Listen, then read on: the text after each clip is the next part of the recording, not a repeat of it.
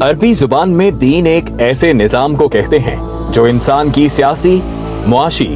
اور معاشرتی زندگی سمیت ہر پہلو کا احاطہ کرے۔ اس کے علاوہ دین قرضے کے معنی میں بھی استعمال ہوتا ہے، یعنی ایسا قرضہ جو جتنا لیا جائے اتنا ہی واپس کر دیا جائے۔ اسی طرح معاملات زندگی چلانے کے لیے بھی ایسا دین ہونا چاہیے کہ جس میں جیسا کرو گے ویسا بھرو گے کے نظریے پر مبنی مضبوط نظام موجود ہو۔ صرف اتنا ہی کافی نہیں، اس نظام میں جزا و سزا کا ایک عالمگیر نظام ہونا بھی ضروری ہے، جس کے قوانین بالکل واضح ہوں اور ان قوانین کے متعلق کسی کو بھی کوئی رعایت نہ دی جائے۔ تب یہ سارا نظام دین حق بنتا ہے، جس کی بنیادی ذمہ داریوں میں سے ایک امن اور دوسری معاشی خوشحالی ہو، اور یہ دونوں چیزیں بلا تفریق رنگ، نسل، مذہب، تمام انسانیت کے لیے یکساں ہوں۔ دنیا میں صرف اسلام اور اس کا سیاسی نظام ہی دین حق کی تمام تر تعریفوں پر پورا اترتا ہے۔ یہ وہ انقلابی نظام ہے جسے رسول اللہ صلی اللہ علیہ وآلہ وسلم نے اللہ تعالیٰ کے احکامات کی روشنی میں پایۂ تکمیل تک پہنچایا۔ اب اس میں کسی قسم کی ملاوٹ اور تبدیلی کی کوئی گنجائش نہیں، کیونکہ اللہ تعالیٰ نے واضح فرما دیا ہے کہ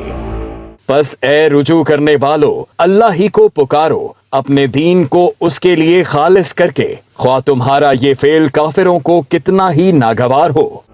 اس کے مقابلے میں سزا و جزا کا کوئی بھی ایسا نظام دین باطل ہوگا جس میں چور راستے تلاش کیے جائیں، ظالم کو تحفظ جبکہ مظلوم پر قوانین کا اطلاق کیا جائے، اور جس کے قوانین وقت کے ساتھ بدلتی خواہشات کو مد نظر رکھتے ہوئے تبدیل کر دیے جائیں، خواہ یہ نظام باطل سرمایہ داری کے عنوان سے ہو یا سوشلزم کے عنوان سے یا کفر یا جمہوریت کی صورت میں۔ قیامت تک انسان اپنے فائدے کے لیے جتنے بھی نظام وضع کر لیں، کوئی بھی نظام نہ دین حق کی تعریف پر پورا اتر سکتا ہے اور نہ ہی اسلامی نظام خلافت کا متبادل ہو سکتا ہے، کیونکہ یہ ادیان باطل مزدوروں، کسانوں، محتاجوں کے حقوق پر ڈاکہ ڈالنے کا راستہ ہیں، جن کے ذریعے ایک مخصوص طبقے کے مفادات کا حصول اور اجارہ داری قائم ہوتی ہے۔ آج امت مسلمہ سمیت پوری دنیا ادیان باطل کی گرفت میں ہے، جس کے باعث پیدا ہونے والی طبقاتی تقسیم نے امن عالم کو تباہ کر رکھا ہے۔ ایسے میں ہر کلمہ گو مسلمان پر لازم ہے کہ وہ دین کو خالص کرتے ہوئے